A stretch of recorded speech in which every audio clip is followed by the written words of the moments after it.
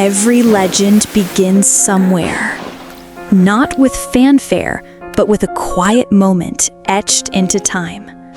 For Cristiano Ronaldo, that beginning was not in a glittering capital, but on a rugged volcanic island, adrift in the vast Atlantic, Funchal, Madeira. In a modest working-class neighborhood, a boy was born, carrying a flame within his heart. His childhood was marked not by abundance, but by hardship. And through it all, the ball became his world. On concrete streets, it was both companion and vessel, carrying him toward a dream, larger than the ocean itself. His father, a humble kitman for the local club Andorina, saw that spark. His friends witnessed a hunger so fierce, so raw, that they nicknamed him the Crybaby. Not out of cruelty, but because every defeat cut so deeply, it brought him to tears. For Cristiano, football was never just a game. It was the language through which he spoke to the world. But destiny tested him early. At Sporting Lisbon's academy, doctors discovered a racing heart, a condition that could end his dream before it had even begun. Surgery was the only option. For most, it would have been a reason to stop. But for Cristiano, it became his first great battle. With iron will and burning desire, he faced the operation, conquered it, and returned to the pitch hungrier than ever before. He was no longer playing only for joy. He was playing against fate itself. And somewhere in those tears, in that fire, a legend was quietly taking shape.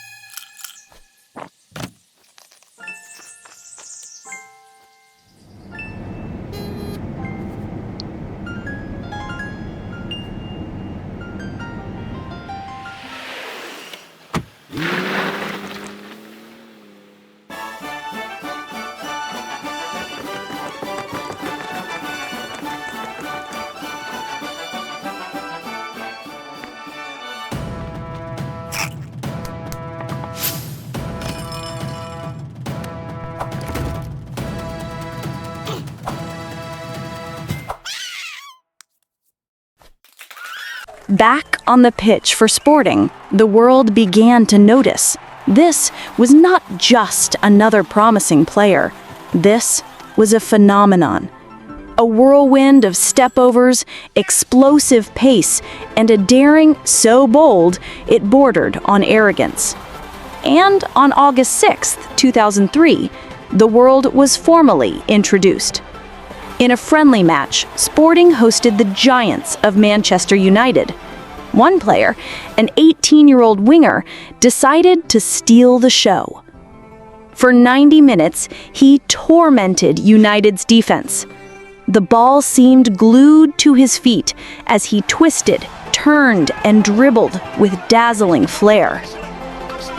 After the final whistle, the United players were unanimous. They didn't just tell Sir Alex Ferguson the boy was good. They begged him, "Boss, you have to sign him." Sir Alex did more than sign him. He handed him the club's most sacred shirt, number 7. The shirt of Best, of Cantona, of Beckham. It was a declaration of faith. But the early days were a trial by fire. The Premier League was harsher, more unforgiving. His tricks were often met with brutal tackles. Yet this is where the resilience forged in Madeira revealed itself. He spent endless hours in the gym, sculpting his body into that of a perfect athlete. And then, the goals began to flow. Not just goals, but statements. We witnessed the birth of the knuckleball free kick, a technique that defied physics, immortalized against Portsmouth.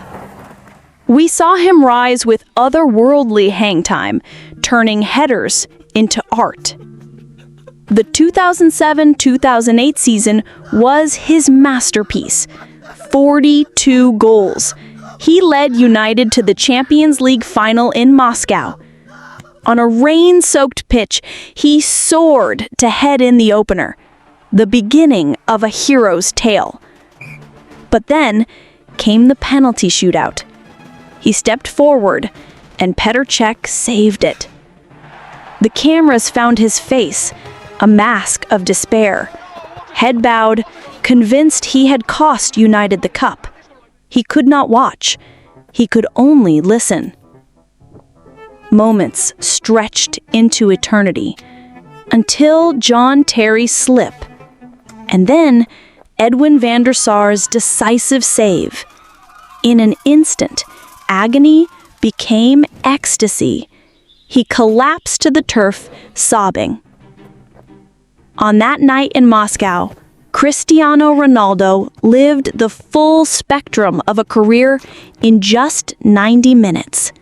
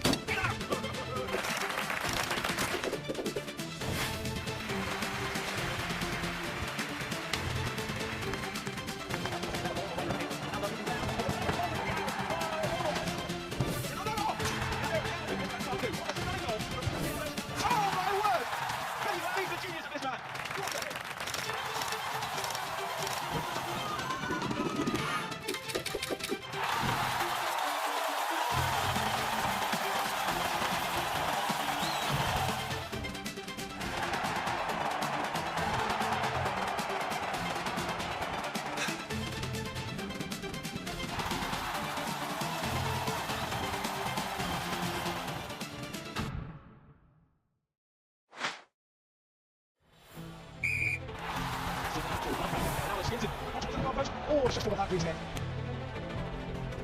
Still working very well. Good ball as well. Ronaldo! Manchester United take the lead in the European Cup final. Ronaldo producing the goods when it matters most on the biggest stage in club football. Tennis! Great save! And it's Morris Carrick! Another great save! Oh! Chelsea equalised it and Frank Lampard nicked it, and right at the end of the first half, against the run of play, Chelsea are level. United out of jail. Lampard! Once again! Edwards in the air. Tricks Edwards. Still going. Edwards pulls it back. What a chance! Oh! That's John Taylor. It's well out, isn't it? How's it stay there? DJ Drogba gets a red. The first man to take. Tennis! Pulls it like 1-0. Second penalties. Back. Slots it home. 1-1. Oh, makes up. Here it comes. Slots it nicely as well. Ronaldo against Jake. Ronaldo for the defense. Oh, saved it! Cristiano Ronaldo, all people, is the night. One gets a check.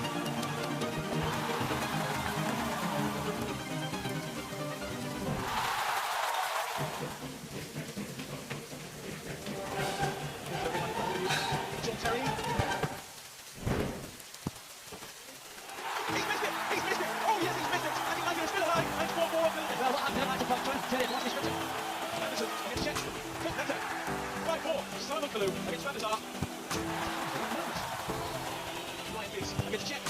What a finish! What a man! If Van der Sar can pull something out of the hat here, then the party can begin. Short run up. Nicholas and now Gap. Oh yes! Manchester United are the champions of Europe! 50 years undefeated. The summer of 2009, Real Madrid did not simply buy a player, they bought a global phenomenon for a world record fee. The pressure was unimaginable, but Cristiano Ronaldo does not shy away from pressure. He thrives in it. At Madrid, he completed his transformation. Gone was the excess flair. In its place stood a machine, a ruthless, relentless goal scorer. His rivalry with Lionel Messi of Barcelona would define an entire era of football. Week after week, two of the greatest players in history, pushing each other to heights beyond imagination. The goals came with brutal regularity. The iconic Calma Calma celebration silencing the Camp Nou. A towering header in extra time securing the Copa del Rey. He shattered sacred scoring records once held by legends like Di Stefano and Raul in a span of time so short it defied belief. He became Real Madrid's all-time leading scorer. Numbers so staggering, they seemed more at home in a video game than in reality. On Europe's grandest stage, the Champions League, Cristiano made it his personal theater. He carried Madrid to La Decima, the long-awaited 10th title. And then he achieved the impossible: 3 consecutive triumphs. He was the undisputed king of the competition. But one dream remained unfulfilled: to win a major trophy with his beloved Portugal. Euro 2016 became his crusade. He dragged Portugal through the tournament with decisive goals and an iron will. But in the final, tragedy struck. A heavy challenge left his knee unable to continue. The image was unforgettable. Ronaldo sitting on the turf, a tear rolling down his face, a moth resting gently upon him. His final had ended, but his influence had not. He refused to be a victim. Instead, he became a coach on the touchline, limping, shouting, urging his teammates forward. And when Eder struck that miraculous winner, Ronaldo's joy became the joy of an entire nation. At last, he had fulfilled his promise.